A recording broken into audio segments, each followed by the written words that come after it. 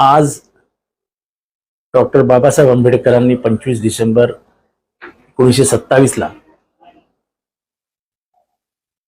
जाती धर्माला जन्म घालणाऱ्या, चातुर्वर्ण्याला जन्म घालणाऱ्या, समाजातल्या स्त्रियांविषयी अतिशय गलिच्छ लिखाण करणाऱ्या मनुस्मृतीचे दहन केलं.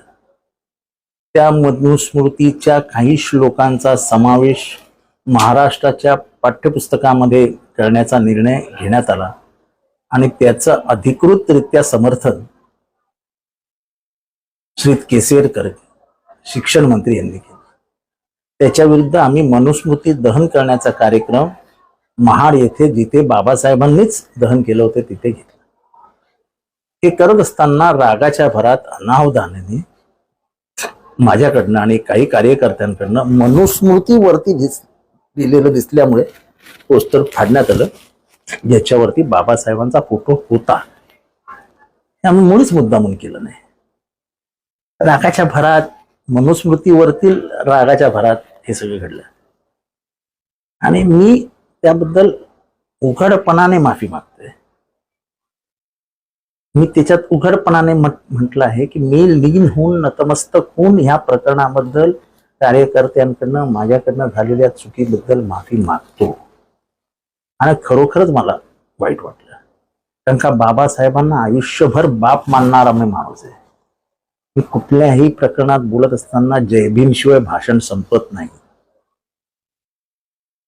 मी कुठल्याही भाषणात किंवा कधीही बोलताना बाबासाहेब हे माझे बाप आहेत असं म्हटल्याशिवाय थांबत नाही. मला कधीही काही वाटत नाही त्यांना बाप म्हणत असताना.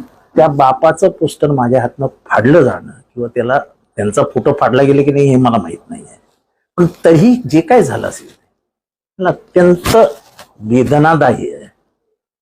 त्याबद्दल मी माफी मागितलेली आहे, माफी मागतोय आणि माफी मागत राहीन.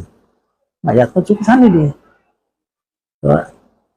ह्याच्याबद्दल जे काय राजकारण चालू आहे ते चालू आहे, त्याच्याबद्दल मला काहीच बोलायचं नाही. म्हणजे राजकारण करतायत, दुर्दैवाने ते मनूबद्दल बोलतच नाहीत. त्यामुळे त्यांना आंबेडकरांबद्दल किती प्रेम आहे, डॉक्टर बाबासाहेबांबद्दल, तेच दिसून आलं. माझ्या हातनं हे घडलं की चुकच आहे, पण मी बाबासाहेबांचा सन्मान करण्यासाठी महाडला आलो होतो.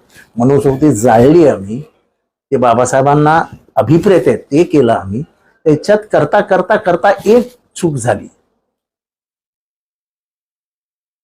इंग्लिशमध्ये एक म्हण आहे, एरर इज दाय नेम ह्युमन. म्हणजे चूक हे मानवी जीवनाचं लक्षण आहे. मी चूकच करणार नाही तर मी देव. माझ्यातून चूक झाली, त्याबद्दल मी मनापासून क्षमा मागितलेली. आता ज्यांना राजकारण करायचं असेल त्याला करू द्या, त्याच्यात मला काही फरक पडत नाही. तुम्ही मला मनुस्मृती जाळण्यापासून रोखू शकत नाही. पुढच्या आठवड्यात परत एकदा मनुस्मृती जाळली जाईल.